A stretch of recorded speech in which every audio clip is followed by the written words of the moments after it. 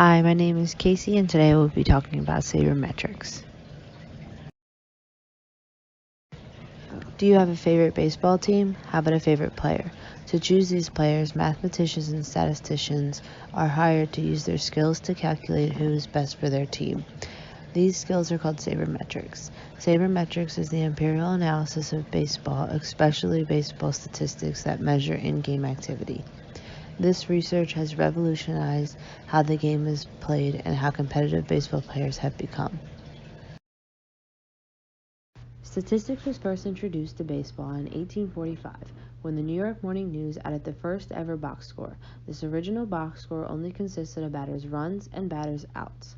A few years later, sports writer Henry Chadwick thought to add to the basic box score by introducing hits, assists, and errors.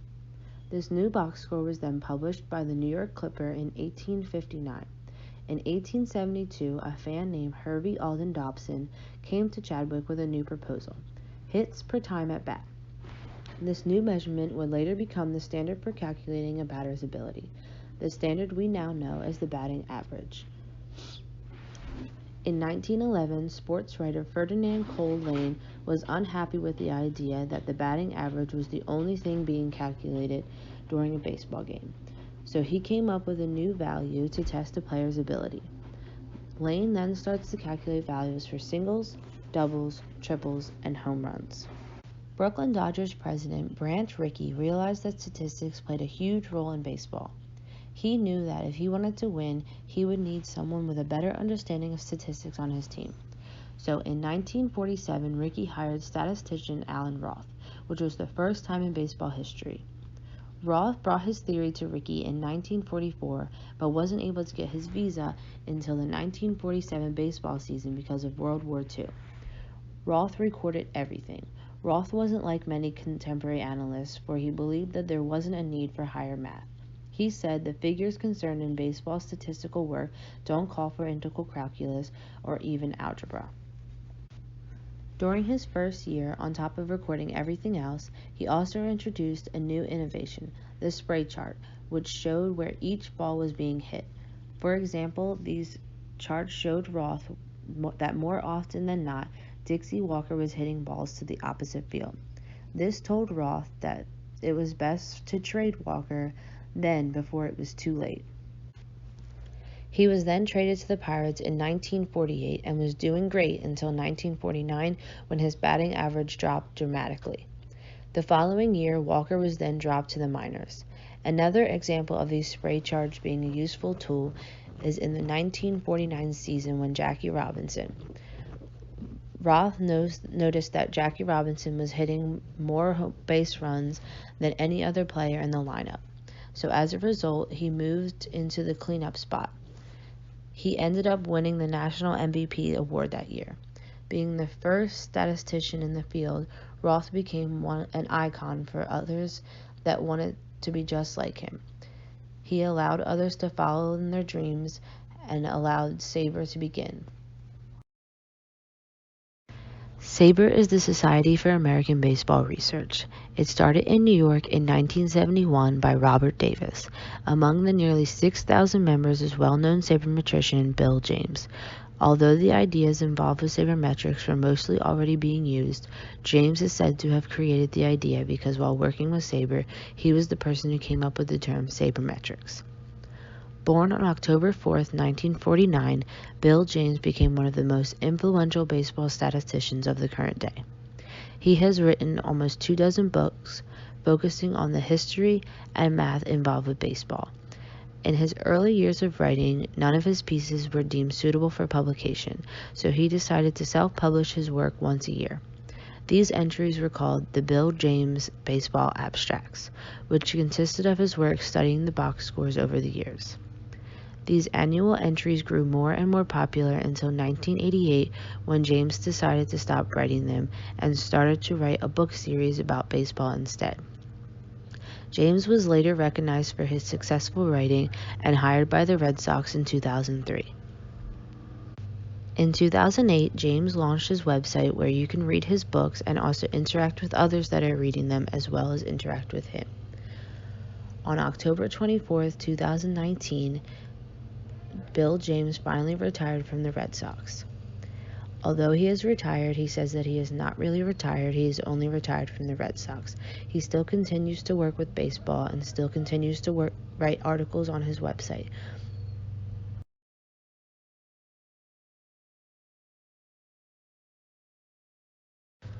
Sabermetricians use a variety of tools such as various equations and even technology. Some of the technology used to gain data include field FX, which collects data in real time by using cameras and object recognition. It tells where a player is positioned and where the ball was hit. This software is able to estimate the probability of a hit being caught. Another technology used is called StatCast, which uses high-definition cameras. StatCast can calculate the speed and velocity of a pitch, how long a ball is in the air, how far it travels, and it can also predict where a ball will land.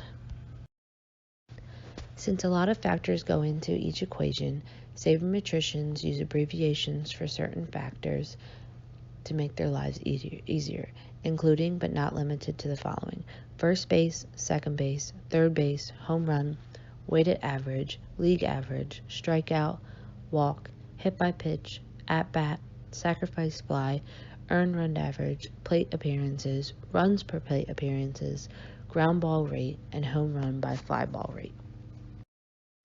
There are many different equations used by sabermetricians and other baseball analysts, but in this presentation I'm going to go over some of the top ones that are used. First is OPS plus, or on base plus slugging. Although this equation is not highly used by sabermetricians, it is highly used by others in the field due to its simple statistic. This value is typically found on baseball cards. Next we have WOBA, or weighted on-base average. This statistic is used to determine a hitter's value by treating each hit type differently. By giving each type a different constant, they can compare a batter in a new way. Before, all hits were created equally. A batter that constantly hit singles could potentially compare to a batter that hits more doubles and triples, but with this value they wouldn't. WRC plus, or weighted runs created, where the average is 100. Any value above 100 is considered above average, whereas anything below 100 is considered below average. The value was created to combat the issue that it is hard to compare players with different ERAs. FIP, or fielding independent pitching. This statistic estimates runs that are prevented by the pitcher without the help from the rest of the team. This statistic only accounts from the strikeouts, walks, hits by pitches, and home runs allowed. This formula estimates what a player's ERA would be like after a given period of time. The FIP constant changes depending on the run environment, but generally stays around 3.1.